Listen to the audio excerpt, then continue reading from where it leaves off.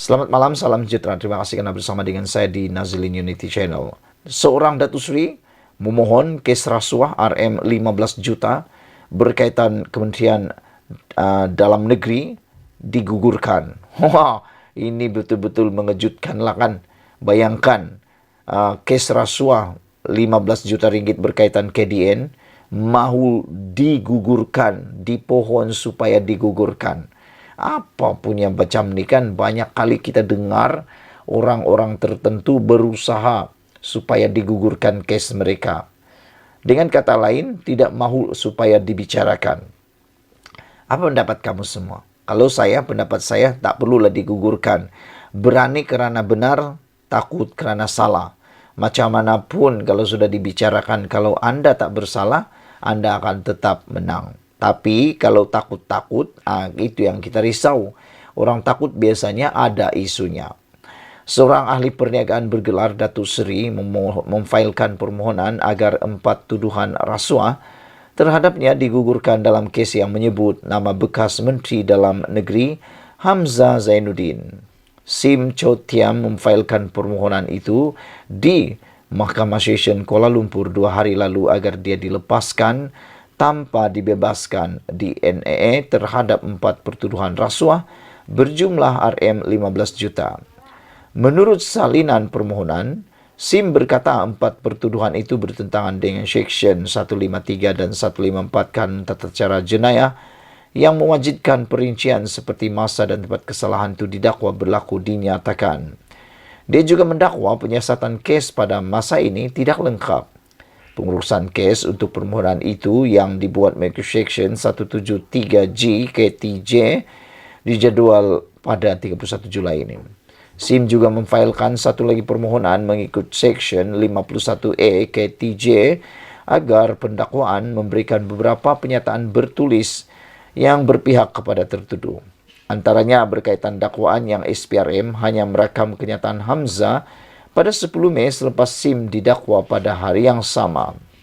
Pada 10 Mei lalu, Sim 63 tahun mengaku tidak bersalah dan meminta dibicarakan ke atas 4 pertuduhan rasuah yang didakwa dilakukan antara Jun dan 30 Julai 2021.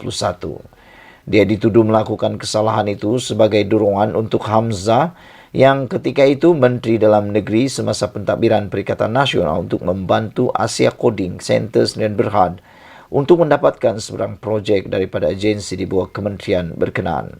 Sim dituduh meminta dan menerima rasuah daripada pengarah urusan Asia Coding Center Hip Kim Hong melalui Syed Abu Zafran Syed Ahmad. Tertuduh didakwa melakukan kesalahan itu di Solaris Duta Mas Jalan Duta Mas 1 Kuala Lumpur.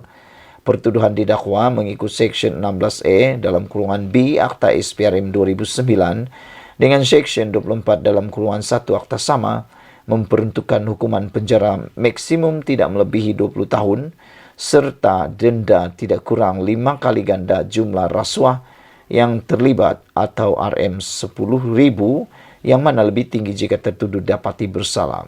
Dia dibenarkan diikat jamin RM1 juta dengan seorang penjamin dan diarahkan supaya menyerahkan pasportnya serta melaporkan diri di Ibu Pejabat SPRM terdekat di Kuala Lumpur sebulan sekali.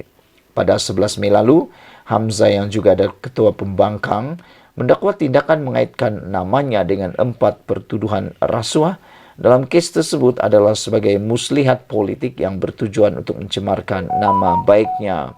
Mahkamah menetapkan perbicaraan penuh terhadap Sim akan dibuat selama 10 hari pada Mei tahun depan. Sekian dulu untuk kali ini. Jangan lupa tinggalkan komen Anda, ikuti terus ulasan selepas ini. Selamat petang, salam sejahtera. Ini satu keputusan yang paling mengejutkan kita berlaku di Malaysia.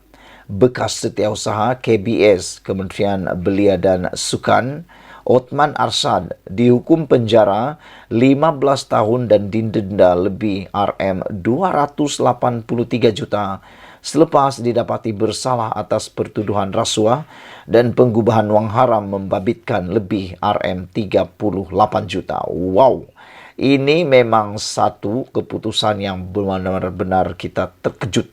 Bayangkan hukuman sudahlah didenda 15 tahun penjara, dia pula dapat denda RM 283 juta.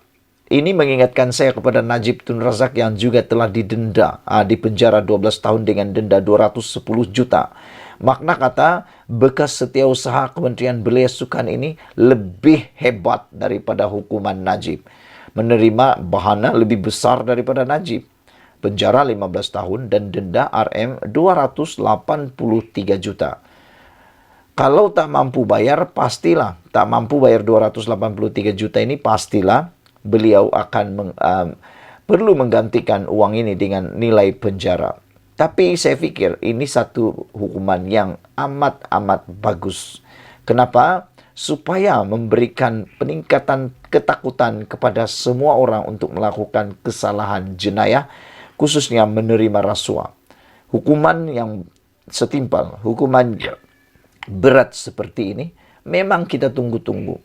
Ianya bukan saja dapat menginsafkan pesalah, tetapi juga akan menimbulkan ketakutan kepada semua yang mahu cuba-cuba melakukan jenayah rasuah. Bekas setiausaha bahagian keuangan Kementerian Belia dan Sukan, Othman Arsyad, dihukum penjara 15 tahun dan didenda RM 283 juta selepas didapati bersalah atas pertuduhan rasuah dan pengubahan wang haram, membabitkan lebih RM 38 juta. Mahkamah Session di Kuala Lumpur hari ini mensabitkannya atas 96 pertuduhan bagi kesalahan yang didakwa berlaku antara 2012 dan 2015. Othman didakwa atas 32 pertuduhan salah guna kuasa dan mengemukakan tuntutan palsu membabitkan RM 38,4 juta. Wow! Bayangkan, salah guna kuasa dan tuntutan palsu 38,4 juta. Ini melibatkan 17 pertuduhan mengikut Seksyen 18E Akta SPRM 2009 atas dakwaan mengemukakan tuntutan palsu, manakala baki 15 pertuduhan adalah berhubung salah guna kuasa di bawah Seksyen 23 dalam kurungan 1 akta yang sama. Lelaki berusia 64 tahun itu turut didakwa atas 64 pertuduhan pengubahan wang haram yang didakwa menerima RM 16.623.000 hasil daripada aktiviti menyalahi undang-undang melalui cek yang dimasukkan ke dalam akaun Maybank, RHB dan CMB milik beliau.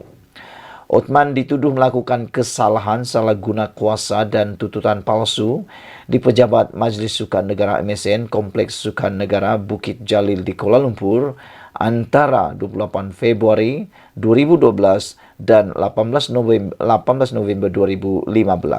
Dia juga didakwa melakukan kesalahan pengubahan wang haram antara 7 Mac 2012 dan 11 Disember 2015. Bagaimanapun, Hakim Kamruddin Kamsun membenarkan Othman yang diwakili Peguam Rafiq Rashid Ali menangguhkan pelaksanaan hukuman itu. Saudara-saudara sekalian, kita bersetujulah dengan hukuman berat dan setimpal ini kerana ianya akan dapat membuatkan orang yang mau cuba-cuba salah guna kuasa, membuat tuntutan palsu, membuat rasuah akan bergetar dan berfikir lebih daripada sejuta kali sebelum melakukan kesalahan ini. Apa pendapat kamu semua? Sila tinggalkan komen Anda, ikuti terus ulasan dan pendedahan selepas ini. Selamat datang, salam sejahtera. Terima kasih karena bersama dengan saya di Nazilin Unity Channel. Isu yang berkaitan dengan KLIA dan pendedahan wujudnya rasuah di pintu masuk Malaysia ini menjadi perdebatan besar dalam kalangan netizen.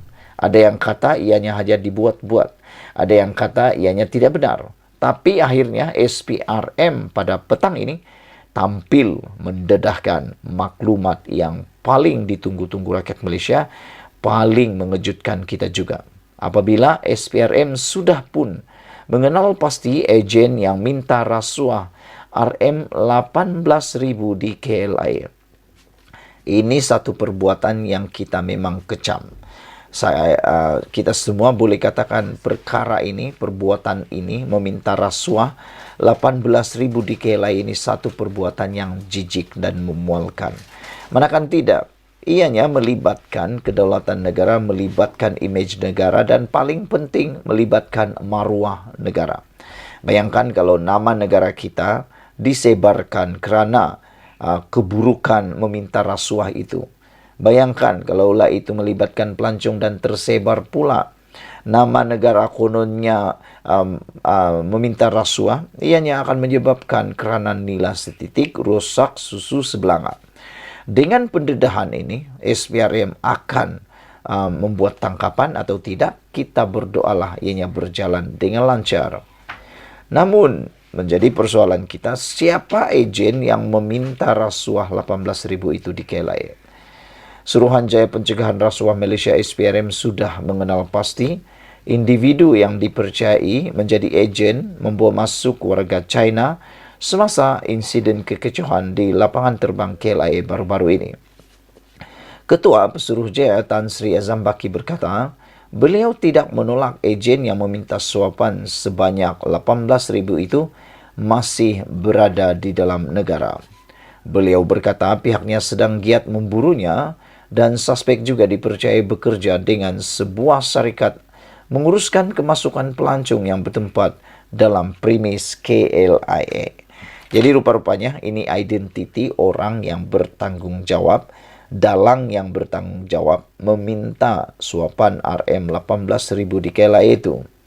Menurut sumber ini, orang ini atau suspek ini dipercayai bekerja dalam sebuah syarikat menguruskan kemasukan pelancong yang bertempat dalam premis KLIA. Beliau juga berkata syarikat ejen pelancongan tersebut dipercayai telah beroperasi di dalam premis KLIA sejak 2017 bagi menguruskan tiket kapal terbang dan makan minum kepada kumpulan pelancong yang hadir ke Malaysia. SPRM mengesaki ejen yang menguruskan kemasukan warga China tersebut juga adalah dari negara China kerana menggunakan bahasa mereka sendiri dan berhubung secara WeChat. Sehubungan itu, SPRM sedang berusaha keras untuk memburu ejen tersebut yang dipercayai masih berada di dalam negara.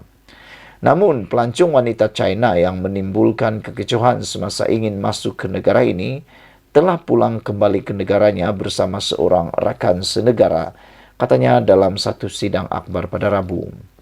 Beliau berkata demikian selepas program pemantapan rakan strategik media SPRM 2023 dan Majlis Pelancaran Aplikasi TikTok SPRM. Mengulas lanjut, Azam Baki berkata, SPRM tidak mempunyai kuasa untuk menahan kepulangan pelancong wanita China tersebut ke negaranya kerana ia bukan suspek untuk kes yang berlaku. Namun begitu, beliau berkata wanita China itu telah diambil keterangan sebagai saksi berhubung kejadian tersebut sebelum berlepas pulang. Menurut beliau, selain wanita itu yang dipercayai mahu masuk ke negara ini sebagai pelancong, sekurang-kurangnya 14 orang termasuk seorang menteri telah diambil keterangan oleh SPRM. Selain itu, tegas beliau, SPRM akan meneliti semula prosedur dan tata cara daripada pihak Jabatan Immigration berhubung kelulusan masuk ke Malaysia. Jelas beliau, semua perkara perlu diambil kira dan disiasat berhubung insiden yang berlaku di KLIA itu. SPRM juga akan menyiasat syarikat ejen pelancongan yang beroperasi di dalam premis KLIA. Kita tidak boleh membuat andaian terlebih awal atau terlalu awal berhubung kejadian ini kerana SPM perlu melakukan siasatan secara adil dan profesional. Selain isu governance, SPRM juga perlu melihat jika terdapat pelanggaran peraturan atau tidak semasa insiden tersebut, ujarnya. Sekian dulu untuk kali ini. Jangan lupa tinggalkan komen Anda, ikuti terus ulasan selepas ini. Selamat petang, salam sejahtera. Terima kasih kerana bersama dengan saya di Nazilin Unity Channel tanpa dijangka-jangka.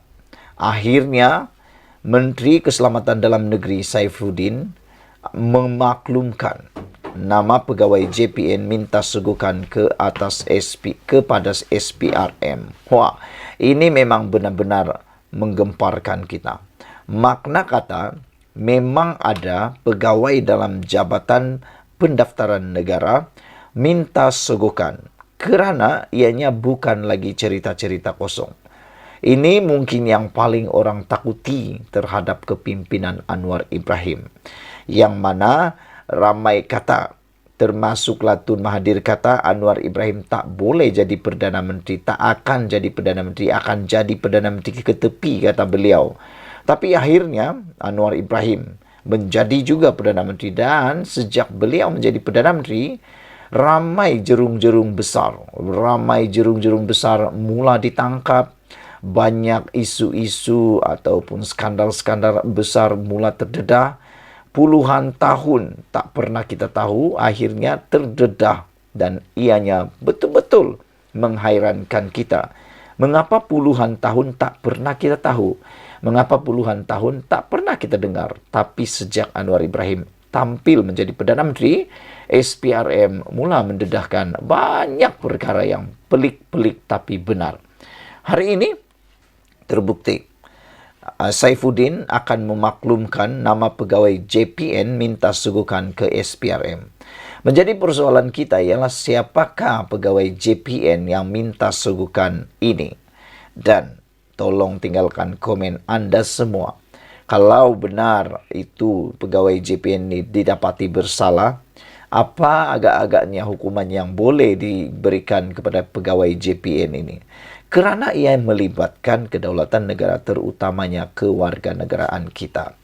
Menteri Dalam Negeri Saifuddin Nasution Ismail hari ini berkata, dia akan memaklumkan sendiri kepada Ketua Pesuruhjaya SPRM Azam Baki mengenai nama pegawai Jabatan Pendaftaran Negara JPN yang dipercayai meminta sejumlah wang bagi kelulusan permohonan warga negara. Saifuddin berkata, pegawai terbabit dikenal pasti selepas dia menerima aduan yang dibuat secara terus kepadanya. Hari ini, saya akan serahkan nama kepada Tan Sri Azam Baki untuk bantu beliau buat siasatan selanjutnya atau seterusnya, kata Saifuddin pada sidang media selepas mesyuarat kabinet di Kementerian Dalam Negeri hari ini. Isnin lalu, Perdana Menteri Anwar Ibrahim semasa perhimpunan bulanan warga Jabatan Perdana Menteri dipetik sebagai berkata, dua agensi di bawah Kementerian Dalam Negeri iaitu Jabatan Immigration dan JPN sedang disiasat berhubung amalan rasuah dan salah guna kuasa dalam kalangan pegawainya. Katanya dia menerima maklumat ada unsur salah guna kuasa di JPN apabila proses untuk mendapatkan sijil warga negara dikenakan bayaran. Ditanya jika tindakan dalaman telah diambil terhadap pegawai berkenan, Saifuddin berkata lebih banyak maklumat akan didedahkan selepas nama mereka diserahkan. Wah, memang kita tunggu-tunggulah apakah maklumat yang akan didedahkan selepas nama pegawai-pegawai JPN ini yang menerima atau meminta sogokan didedahkan. Saudara-saudara, jadi kita bersyukurlah kerana Anwar Ibrahim dan SPRM sekarang begitu giat mendedahkan perkara pelik-pelik tapi benar-benar berlaku. Ikuti terus ulasan selepas ini.